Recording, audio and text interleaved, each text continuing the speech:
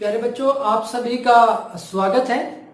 आज हम class 10+2 maths का जो सिलेबस है उसका एक परिचय करेंगे। उसका ओवरऑल सिलेबस में कितने चैप्टर हैं और कौन से चैप्टर की क्या वेटेज है, इसके बारे में हम एक ब्रीफ सी इंट्रोडक्शन करेंगे। तो प्यारे बच्चों, अगर हम क्लास 10+2 की बात करें तो यहाँ पे हमारे पास टोटल 13 चैप्टर है। यहाँ पे हमारे पास टोटल 13 चैप्टर है। यहाँ पे जो फर्स्ट चैप्टर हुआ है रिलेशंस एंड फंक्शंस, आपने +1 क्लास में जो पढ़ा है उसको थोड़ा सा और एक्सटेंड कर दिया गया है। +1 क्लास में हमारे पास ये सेकंड चैप्टर था, यहाँ पे हमारे पास फर्स्ट चैप्टर है। इसके बाद है chapter second inverse trigonometric function. +1 class में आपने जो ट्रिग्नोमेट्री पढ़ी है, ट्रिग्नोमेट्रिक फंक्शंस पढ़े थे, तो उसको थोड़ा सा और एक्सटेंड कर दिया गया। यहाँ पे हमारे पास सेकंड चैप्टर है inverse trigonometric functions. Chapter third है हमारे पास मैट्रिसेस और चैप्टर 4 है हमारे पास डिटरमिनेंट। तो ये एक नया टॉपिक आ जाता है हमारे पास। चैप्टर 5 है हमारे पास कंटिन्यूटी एंड डिफरेंशिएबिलिटी। हमने +1 क्लास में भी डेरिवेटिव पढ़ा है, डिफरेंशिएशन पढ़ा है, लिमिट एंड कंटिन्यूटी और डिफरेंशिएबिलिटी हमने पढ़ी थी वहां पे। तो यहाँ पे कंटिन्यूटी एंड डिफरेंशिएबिलिटी उसको थोड़ा सा और एक्सटेंड कर दिया गया है। चैप्टर 6 है हमारे पास एप्लीकेशन ऑफ डेरिवेटिव्स। तो ये डेरिवेटिव की एप्लीकेशन है। ठीक इसी तरह से चैप्टर 7 है हमारे पास इंटीग्रल। ये एक नया टॉपिक होगा आपके लिए, डेरिवेटिव से आगे का स्टेप है ये हमारे पास। उसके बाद है इंटीग्रल की एप्लीकेशन। और फिर चैप्टर 9 है हमारे पास डिफरेंशियल इक्वेशन। चैप्टर 10 वेक्टर्स और चैप्टर 11 3 डायमेंशनल ज्योमेट्री। ये भी आपके लिए एक नया कॉन्सेप्ट होगा। जो नॉन मेडिकल के स्टूडेंट हैं उन्होंने फिजिक्स में +1 क्लास में भी इसके बारे में थोड़ा बहुत पढ़ा होगा। यहाँ पे चैप्टर 12 है हमारे पास लीनियर प्रोग्रामिंग। ये हमने क्लास 10+1 में भी पढ़ा है, हमारा 6th चैप्टर यही था, उसको थोड़ा सा एक्सटेंड कर दिया गया है। और चैप्टर 13 हमारा सबसे फेवरेट चैप्टर है ये हमारे पास प्रोबेबिलिटी। 7th क्लास से हम इसको पढ़ते आ रहे हैं, थोड़ा थोड़ा एक्सटेंड हो रहा है। तो ये हमारे पास टोटल 13 चैप्टर है। बेहद इंटरेस्टिंग सिलेबस है और बड़ा मजा आएगा आपको करते हुए इस सिलेबस को। +1 क्लास की तरह यहाँ पे जो सिलेबस है वो इंटर रिलेटेड ज्यादा है। अब यहां से देखो, जैसे 3rd और 4th चैप्टर आपस में रिलेटेड है पूरी तरह से। अगर हम 10th और 11th की बात करें तो ये भी काफी कुछ आपस में रिलेटेड है।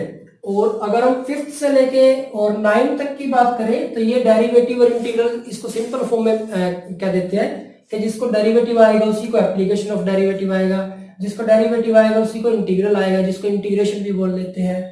उसी तरह से जिसको इंटीग्रेशन आएगा उसको एप्लीकेशन ऑफ इंटीग्रेशन आएगा, जिसको डेरिवेटिव और इंटीग्रेशन दोनों आएंगे उसको डिफरेंशियल इक्वेशन आ जाएंगे। यानी कि ये जो 5 चैप्टर है हमारे पास आपस में रिलेटेड है। प्रोबेबिलिटी आप पहले भी पढ़ चुके हो और लीनियर प्रोग्रामिंग कोई ज्यादा से डिफिकल्ट चैप्टर नहीं है, बड़े इंटरेस्टिंग चैप्टर है हमारे पास 2। अगर हम इनकी एग्जाम वैल्यू देखें तो जो हमारे पास चैप्टर 1 और चैप्टर 2 है, इनकी जो टोटल वेटेज है वो 10 मार्क्स है। यानी कि चैप्टर 1 और 2 को मिला के इसमें से हमारे पास 10 मार्क्स का जो सिलेबस आपके एग्जाम में आएगा। आमतौर पे चैप्टर 3 में से 3 मार्क्स का आता है और चैप्टर 2 में से 7 मार्क्स का, वेटेज टोटल 10 मार्क्स की है यहाँ से। ठीक इसी तरह से चैप्टर 3 और चैप्टर 4 को मिला के यहाँ से जो वेटेज है वो 12 मार्क्स की है। ये सबसे इजी चैप्टर्स माने जाते हैं और सबसे ज्यादा मार्क्स का भी यहीं से आ रहा है आपका 3rd और 4th चैप्टर को मिला के। तो बहुत इजी से चैप्टर है। चैप्टर 5 हमारा कंटिन्यूटी एंड डिफरेंशिएबिलिटी, यहाँ से आपका 9 मार्क्स का सिलेबस आ रहा है। एप्लीकेशन ऑफ डेरिवेटिव से 6 मार्क्स का, integral 6 marks, application of integral 6 marks और डिफरेंशियल इक्वेशन 4 मार्क्स। अब आप देखें कि 9 और 6 15, 21, 27 और 31 मार्क्स आपके ऐसे हो गए जो पूरी तरह से इंटर रिलेटेड है। 31 marks, near about 40% of the total marks.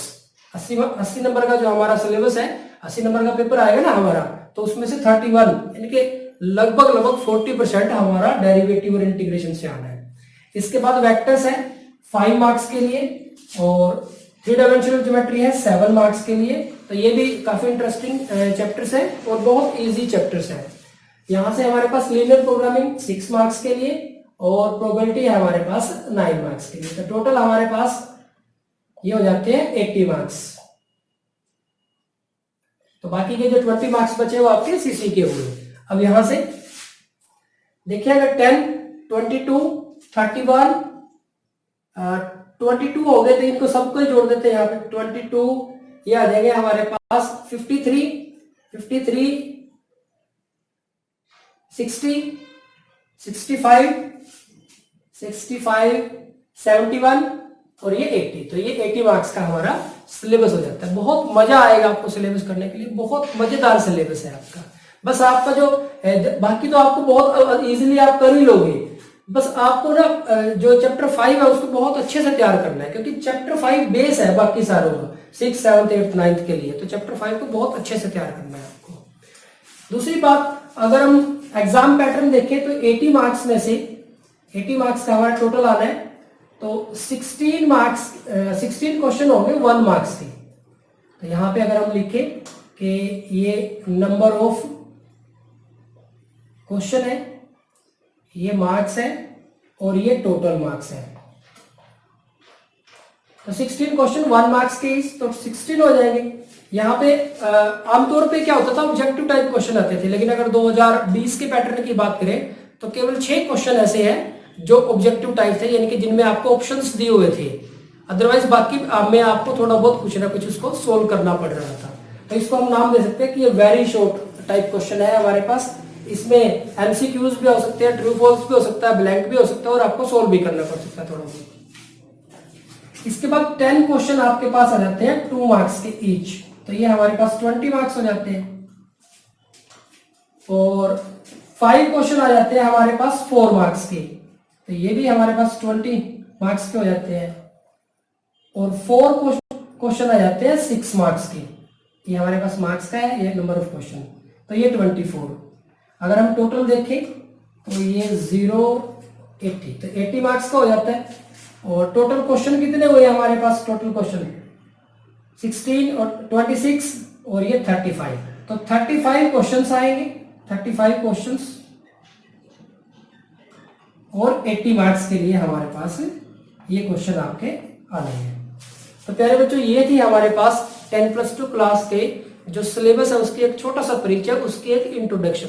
तो ये जो सिलेबस है आपको पढ़ने में बहुत मजा आएगा और ये बेस है आपका जो सिलेबस है। आगे जब भी हायर स्टडी में जहां तक भी आप पढ़ोगे, आगे जहां भी आपको मैथमेटिक्स पढ़ना है, तो उसके लिए एक बहुत बड़ा बेस है, +1 क्लास का भी और +2 क्लास का। +2 क्लास में विशेषकर कंटिन्यूटी, डिफरेंशिएबिलिटी, यानी सिंपली हम कहेंगे डेरिवेटिव और इंटीग्रेशन, डिफरेंशिएशन एंड इंटीग्रेशन, ये दो जो हमारे टॉपिक है, ये आप जब तक भी मैथ पढ़ोगे तब तक आपके साथ चलेंगे।